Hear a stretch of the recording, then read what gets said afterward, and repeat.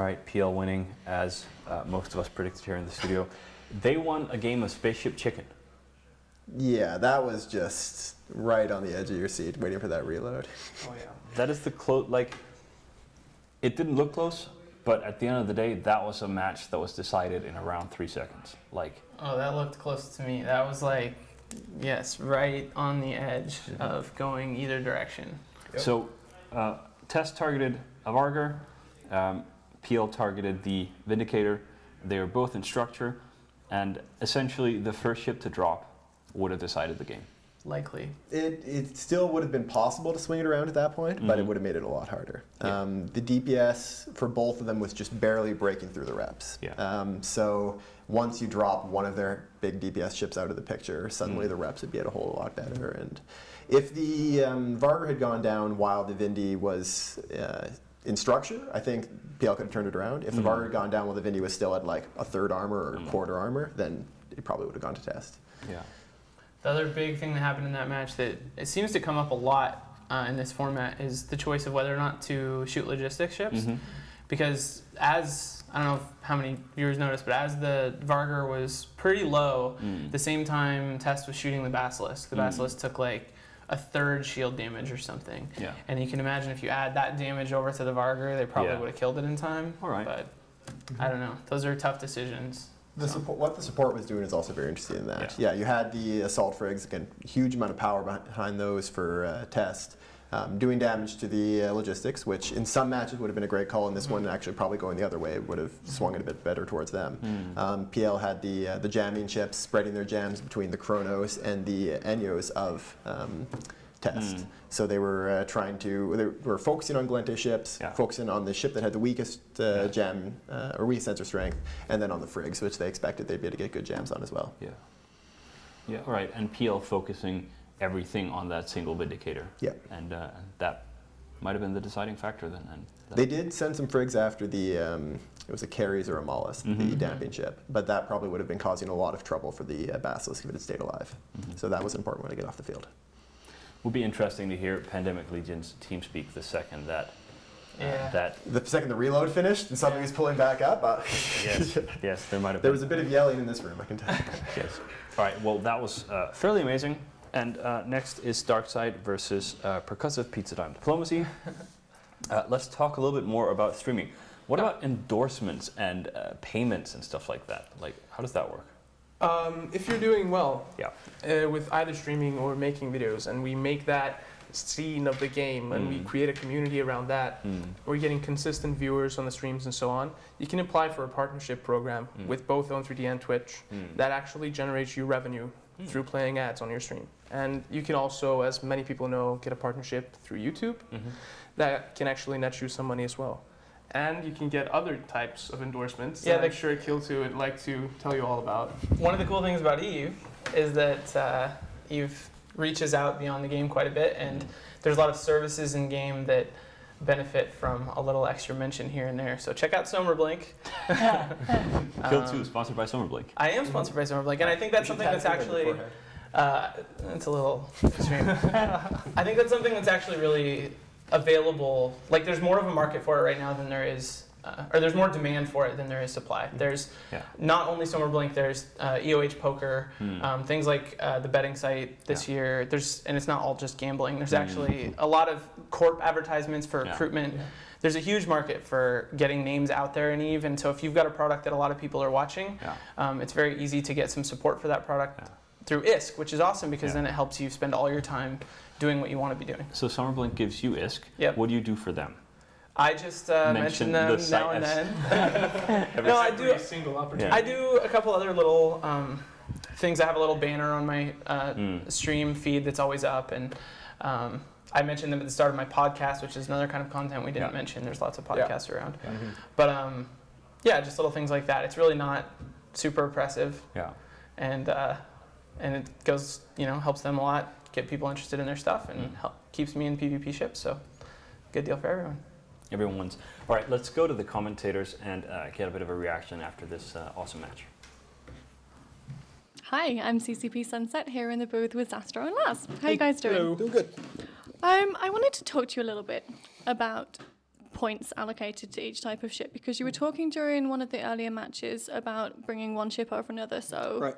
It was the faction battleship. That's we saw Megathron Navy issues for, I think, the first time this tournament instead of Vindicators. Right. And they're both faction battleships. They're worth, I think, 20 points, right? 20 points for faction battleships. But I didn't think that the Megathron Navy issue was a good choice for the 20 points. I thought you got more utility out of the Vindicator. Well, I mean, like Ravi was saying, it is a little bit tankier than Vindicator, but I mean, you lose 90% web bonus, and if you're going to try to go for a little bit tankier, I probably would have gone with a Chronos for 17 points because it is a Marauder, worth less points, but you still get a lot of the effectiveness of the Vindicator and the Tech 2 resistances. Yeah, and you've seen all the different point values for the ships here. The teams have kind of gone through all the different ships that you can get for the points, and they found the ones with the most utility for the points.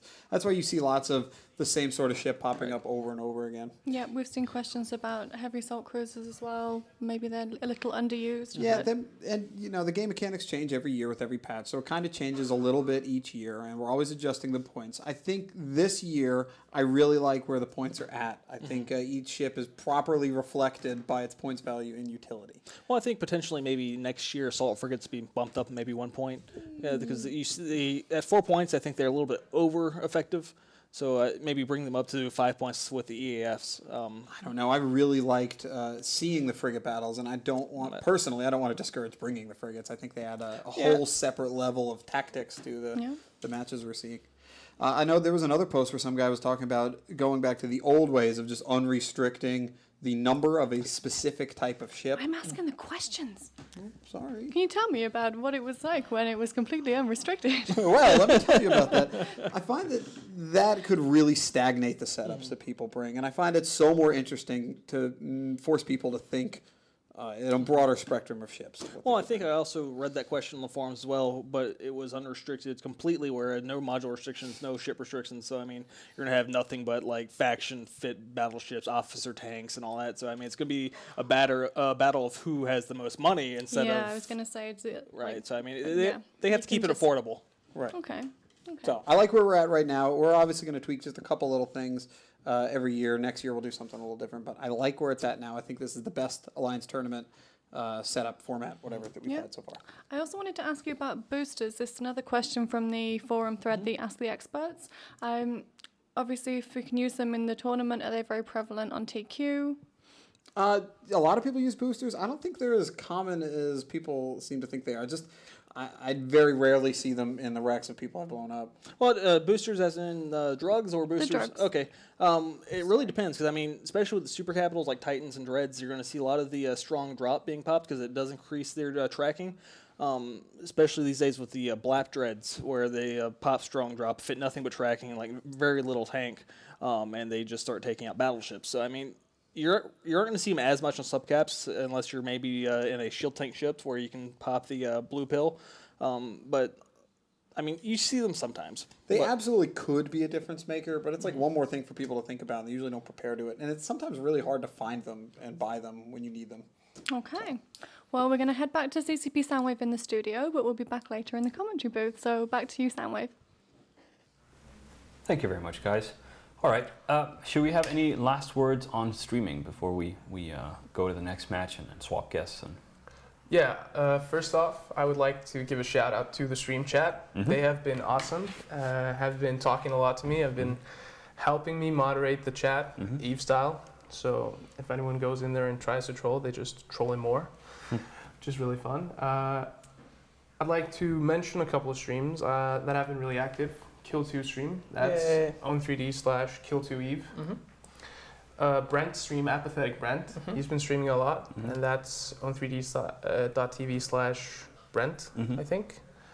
And then Sartcade on Twitch, yeah. And he's actually awesome. We should have mentioned him before because we were talking about whether or not it's been growing, and Sard's been streaming for the last 3 or 4 months at least over on Twitch, and he's cool, really helpful to new players, likes to kind of gear his stream towards education, which is pretty awesome.